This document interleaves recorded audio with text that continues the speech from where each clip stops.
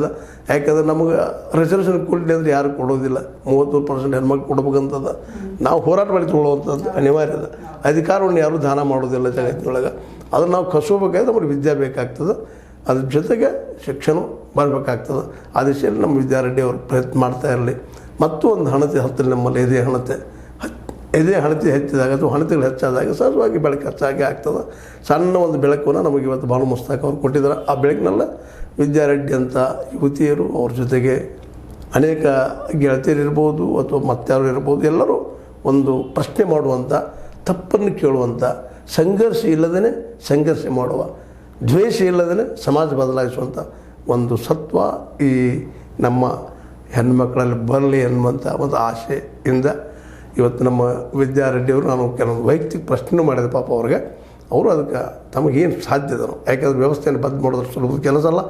ಎಲ್ಲರೂ ಕೂಡಿದ್ರೆ ಹನಿ ಕೂಡಿದ್ರೆ ಹಳ್ಳ, ತೆನೆ ಕೂಡಿದ್ರೆ ಬಳ್ಳ ಅಂತ ಆ ದಿಶೆಯಲ್ಲಿ ಎಲ್ಲರೂ ಪ್ರಯತ್ನ ಮಾಡ್ತಾರೆ ಆಗ್ತದೆ. ಜೊತೆಗೆ ಗಂಡಸು ಸಹ ನಮ್ಮಲ್ಲಿ ಒಂದು ಗಾದಿ ಮಹತ್ವ, ಪ್ರತಿ ಯಶಸ್ಸಿನ ಹಿಂದೆ ಒಬ್ಬ ಹೆಣ್ಮಗಳಿದ್ದಾಳೆ ಅಂತೇಳಿ, ಅದೇ ರೀತಿ ಪ್ರತಿ ಯಶಸ್ಸಿನ ಹೆಣ್ಣಿನ ಹಿಂದೆ ಗಂಡು ಯಾಕೆ ನಿಲ್ಬಾರ್ದು ಅನ್ನುವಂಥ ಪ್ರಶ್ನೆ ಮಾಡ್ತಾ ಅದಕ್ಕೆ ಅವರು ವಿದ್ಯಾರೆಡ್ಡಿ ಅವರು ಸ್ಪಂದಿಸ್ತಾ ಇದ್ದಾರೆ. ಅವ್ರು ಮಾಡಲಿ ಮತ್ತು ಬೇರೆ ಬೇರೆ ಹಣತೆಗಳು ಹತ್ತಲಿ, ಬೆಳಕು ಹೆಚ್ಚಾಗಲಿ, ಜೊತೆಗೆ ಪ್ರೀತಿಯಿಂದ ಬದುಕುವಂಥದ್ದು, ಸಮಾನತೆ ಬದುಕುವಂಥ ವ್ಯವಸ್ಥೆ ಬರಲಿ. ಬಸವಣ್ಣನ ಕನಸು ಅದಾಗಿತ್ತು, ಗಾಂಧೀಜಿಯವರು ಓದೋದಾಗಿತ್ತು, ಅಂಬೇಡ್ಕರ್ ಅವ್ರದ್ದು ಓದಾಗಿತ್ತು. ಆದರೆ ಬರೀ ಕನಸಾಗ್ಯದ, ಇನ್ನೂ ನನಸಾಗ್ತಾ ಇಲ್ಲ.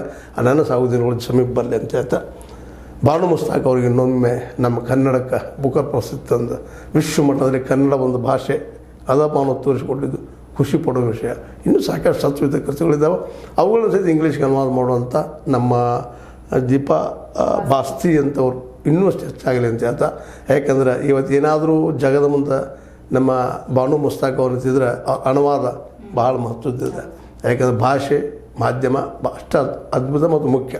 ಆ ದಿಶೆಯಲ್ಲೇ ಇಬ್ಬರಿಗೂ ನಮ್ಮ ವಾಹಿನಿ ಮೂಲಕ ಕೃತಜ್ಞತೆ ಹೇಳ್ತಾ ಕನ್ನಡ ಭಾಷೆನ ಎತ್ತರಕ್ಕೆ ಏರಿಸಿದ ಇಬ್ಬರು ಇವತ್ತು ಸ್ಮರಣೀಯರು. ಜೊತೆಗೆ ವಿದ್ಯಾರೆಡ್ಡಿಯವರು ಇವತ್ತು ಅವ್ರ ಬಗ್ಗೆ ಮಾತಾಡಿದ್ದು ಮತ್ತು ನಿಮಗೆ ತಿಳಿಸಿ ಹೇಳೋ ಪ್ರಯತ್ನ ಮಾಡಿದ್ದಾರೆ. ಮತ್ತು ಮುಂದಿನ ದಿನದಲ್ಲಿ ಇನ್ನಷ್ಟು ಸಾಹಿತ್ಯಗಳ ಬಗ್ಗೆ, ಕೃತಿಗಳ ಬಗ್ಗೆ, ಇನ್ನಷ್ಟು ಬಾನು ಮುಸ್ತಾಕ್ ಅವ್ರ ಬಗ್ಗೆ ಇನ್ನಷ್ಟು ಚರ್ಚೆಗಳನ್ನ ಮುಂದಿನ ಇಡ್ತಾ ಹೋಗ್ತೀವಿ ಅಂತ ಹೇಳ್ತಾ, ನೀವು ಬಂದ್ರಿ, ನಿಮ್ಮ ಅಭಿಪ್ರಾಯ ತಿಳಿಸಿದ್ರಿ, ಅದೇ ರೀತಿ ಇನ್ನಷ್ಟು ತಿಳಿದ್ರಿ, ನಮ್ಮ ಜನನ ಜಾಗೃತಿ ಮಾಡಿರಿ.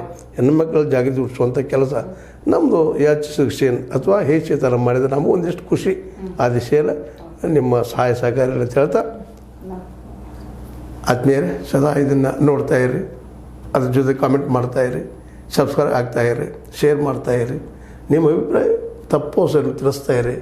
ಅದಾದರೆ ನಿಶ್ಚಿತವಾಗಿಯೂ ನಾವು ಮಾಡಿದ ಒಂದು ಸಣ್ಣ ಕೆಲಸ ಸಾರ್ಥಕ ಅಂತ ಹೇಳ್ತಾ, H16 ನ್ಯೂಸ್ ಅರ್ಥಾತ್ ಹೇಚೆ ಥರ ಇದು ಸತ್ಯದ ಕೈಗೆ ನಡಿ ವಂದನೆಗಳು.